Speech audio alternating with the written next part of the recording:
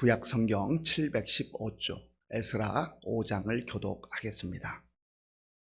선지자들 곧 선지자 학개와 id도의 손자 스가랴가 이스라엘의 하나님의 이름으로 유다와 예루살렘에 거주하는 유다 사람들에게 예언하였더니, 이에 스알디엘의 아들 수룹바벨과 요사닥의 아들 예수아가 일어나 예루살렘에 있던 하나님의 성전을 다시 건축하기 시작하매 하나님의 선지자들이 함께 있어 그들을 돕더니, 그때 유브라데 강 건너편 총독 다뜨네와 스달보스네와 그들의 동관들이 다 나와 그들에게 이르되, 누가 너희에게 명령하여 이 성전을 건축하고 이 성곽을 마치게 하였느냐 하기로, 우리가 이 건축하는 자의 이름을 아뢰었으나 하나님이 유다 장로들을 돌보셨으므로 그들이 능히 공사를 막지 못하고 이 일을 다리오에게 아뢰고 그 답장이 오기를 기다렸더라. 유브라데 강 건너편 총독 다뜨네와 스달보스네와 그들의 동관인 유브라데 강 건너편 아바삭 사람이 다리오 왕에게 올린 글의 초보는 이러하니라. 그 글에 일렀으되, 다리오 왕은 평안하옵소서.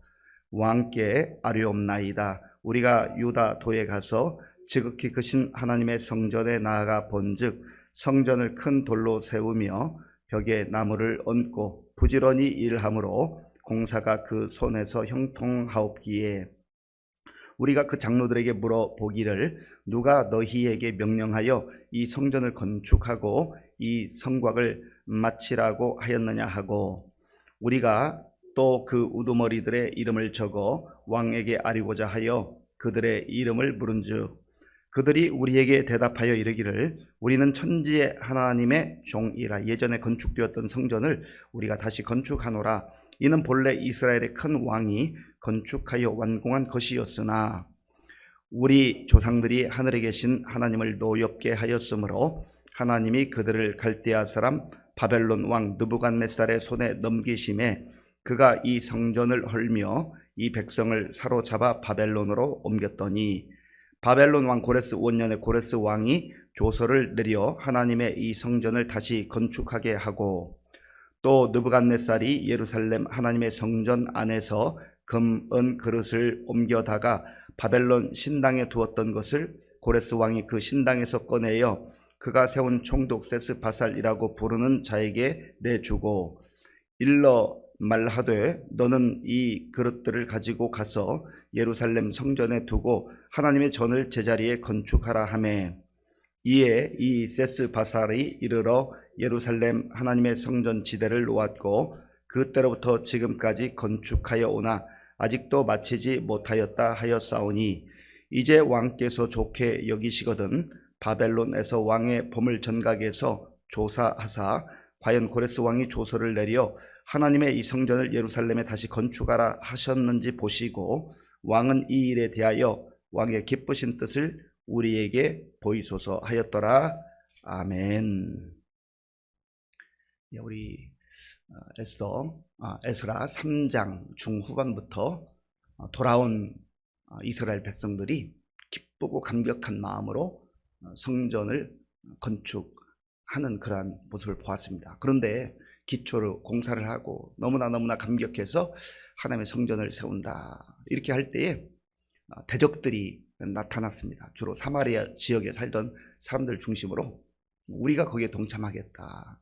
그런데 그들이 정말 돕고자 하는 그런 마음보다는 정치적 야심도 있었고 주도권을 자기들이 가져야 되겠다 하는 그런 마음들이 있었습니다. 또 하나는 그들은 하나님을 온전히 섬기는 그런 사람들이었다기보다는 이미 혼합된 그러한 신앙에 물들어 있는 사람들이었습니다. 그래서 수룹바벨을 중심으로 한 지도자들이 그들이 우리와 함께 해서는 안 되겠다 해서 단호하게 말할 때에 그들이 얼마나 심하게 방해를 했는지 모릅니다.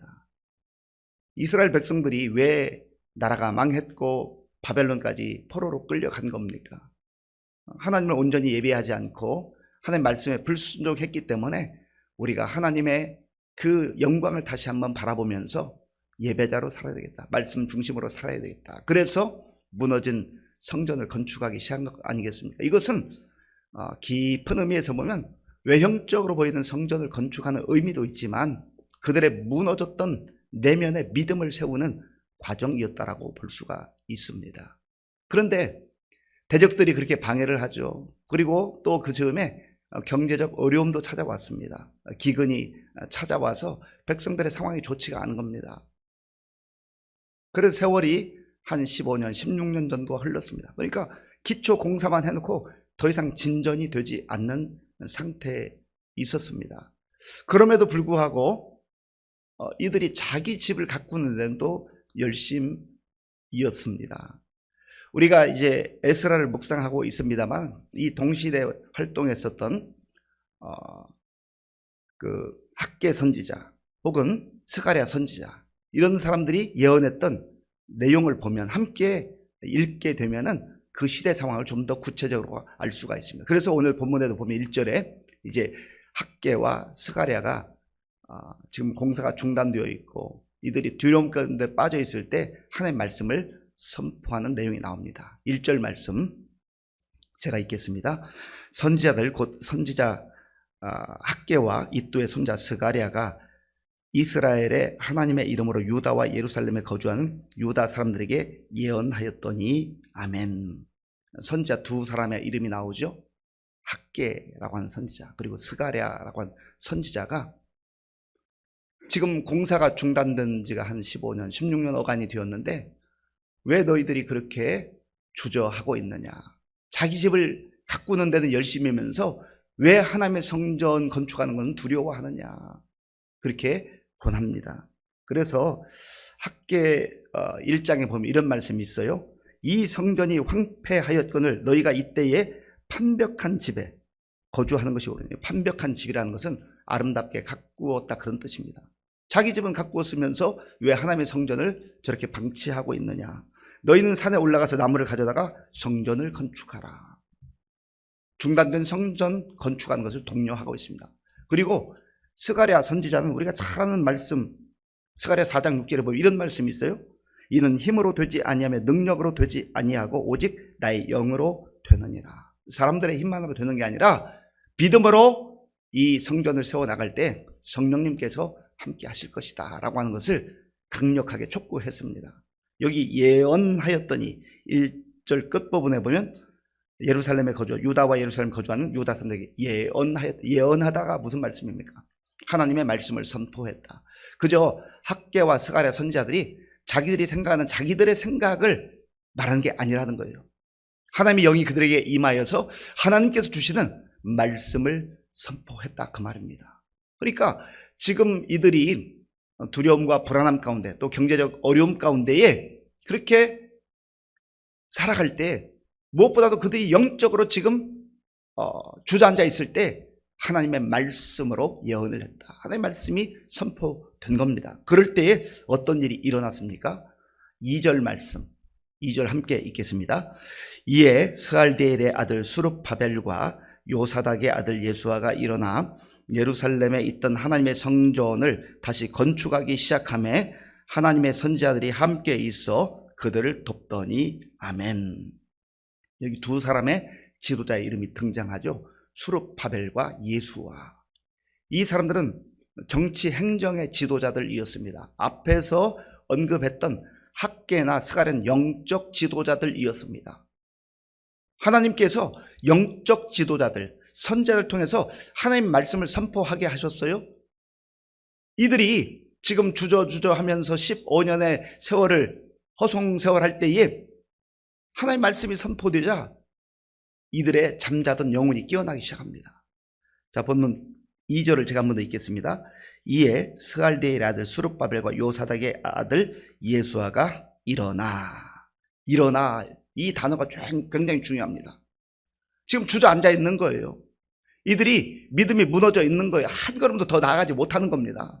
그냥 육신적 모양으로 앉아있던 자리에서 일어났다는 의미도 있지만 그들이 왜 앉아 있었겠습니까? 왜 앉아서 그 일을 하지 못하겠습니까? 믿음이 무너졌던, 마음이 무너졌던 거거든요.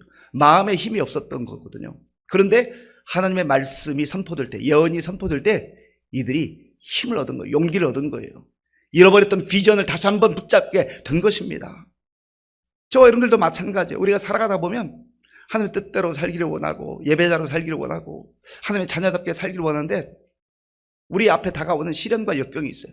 대적들이 있기도 하고 또 경제적 어려움도 있기도 하고 또 건강의 문제로 어려움을 당하기도 하고 생각지 않았던 여러 가지 정말 상상을 초월하는 그런 일들이 우리 앞길을 가로막을 때가 있어요. 그럴 때 마음이 무너지고 힘이 빠져가지고 덜썩 주저앉는 경우가 있어요.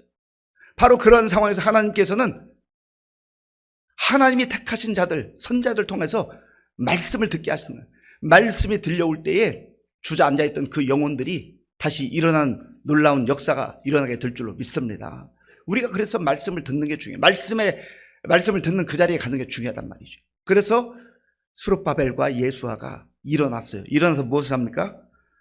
예루살렘에 있던 하나님의 성전을 다시 건축하기 시작하며 그들이 놓쳤던 비전과 꿈을 다시금 붙잡게 된 거예요. 하나님께서 그 머나먼 그 지역에서 우리가 포로 생활할 때에 여기까지 인도해 주신 것만도 기적 중에 기적인데 그것 좀 어려움이 있다고 해서 대적들이 우리를 방해한다고 해서 우리가 한 15년여간의 이 시간을 잃어버린 것, 주저앉아 있었던 것 가슴치며 회개했겠죠. 그리고 일어나서 성전을 건축하기 시작한 겁니다.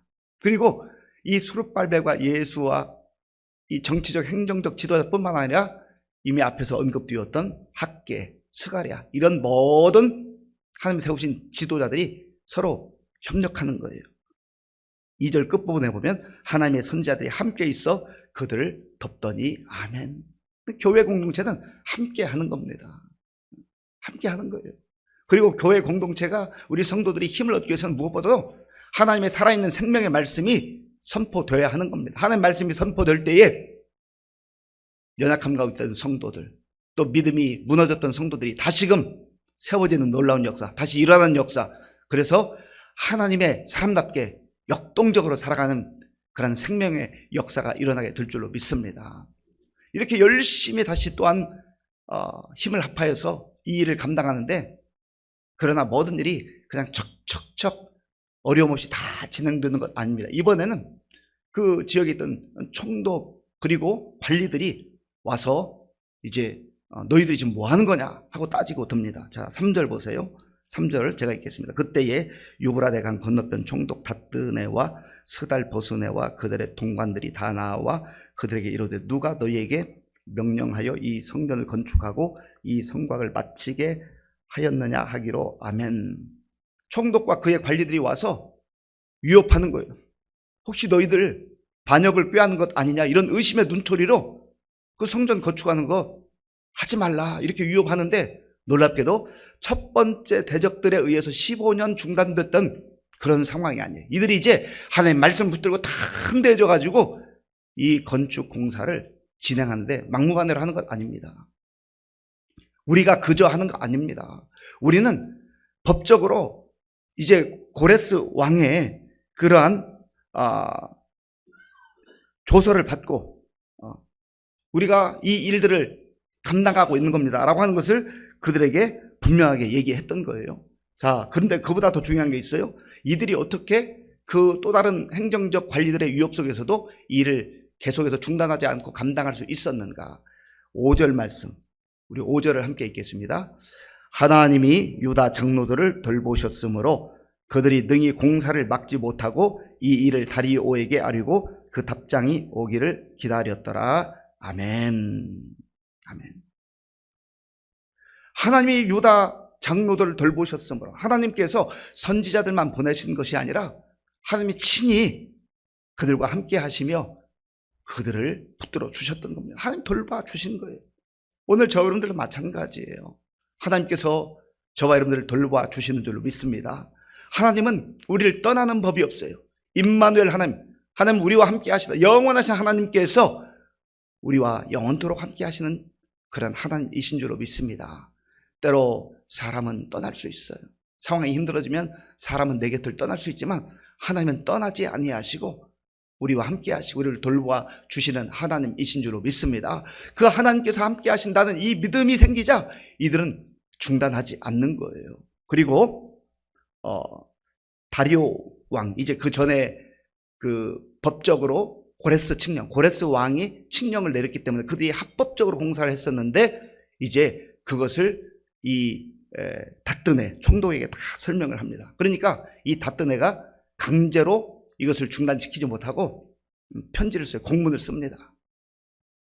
그 당시 이들이 한 15년, 16년 전에 공사할 때는 고레스 왕이 허가를 해준 거거든요. 그런데 지금은 왕이 바뀌어서 다리오 왕입니다. 이 유다 사람들이 이런 얘기를 하는데 정말로 이들이 합법적으로 공문을 받고 허락을 받고 공사를 시작했었는지를 확인해 주십시오 하는 그 내용이 6절부터 17절까지 쭉 나와 있습니다. 사랑하는 성도 여러분, 저와 여러분들이 때로는 믿음 생활을 하다가 상황 때문에 힘 빠지고 주저앉고 여러 가지 어려움 때문에 아무것도 하지 못하고 그렇게 있을 때가 있어요. 그런데 하나님께서 그때에 하나님의 말씀을 듣게 하시고 내 옆에 때로는 친구를, 내 옆에는 우리 성도들을, 또 목회자들을 통해서 말씀을 듣게 하시는, 말씀을 들을 때 우리가 다시금 살아나는 놀라운 은혜를 체험하게 되는 줄로 믿습니다. 말씀이 임할 때 다시 일어나는 거예요. 그리고 서로 합력하여서 하나님께서 주신 그 사명, 비전을 붙잡게 되는 것이죠. 그런 가운데서도 어려움이 찾아온다고 그랬잖아요. 그러나 이제는 포기하지 않습니다. 주저하지 않습니다. 이들이 하나님을 의지하고 돌보시는 하나님의 은혜 가운데 담대하게 당당하게 그 일을 감당하게 되는 것입니다. 이제 우리가 내일은 이 공문에 대한 답변을 받고 공사가 순조롭게 진행되는 그런 과정을 또 묵상하게 될 겁니다. 이 말씀 마음에 간직하시고 오늘 우리의 상황 앞에서 주저앉아 있지 말고 또 무너져 있는 상태에서 말씀 붙들고 일어나서 하나님의 사람답게 당당하게 믿음으로 승리하는 저와 여러분들이 될 수 있기를 바랍니다. 아버지 하나님 감사합니다. 하나님께서 또 이 새벽을 깨우며 하나님의 허락하신 이 놀라운 날 말씀 붙들고 기도함으로 시작하게 하시 너무나 감사합니다. 아버지 하나님, 우리 성도들의 상황도 이 유다 백성들이 처했던 것처럼 많은 어려움이 있고 또 상황이 정말 힘들어서 주저앉아 있는 분들 다시금 말씀 붙들고 일어나게 하시고 하나님의 함께 하심을 믿고 오늘도 담대하게 살아갈 수 있도록 인도하여 주시옵소서. 예수님의 이름으로 기도하옵나이다. 아멘.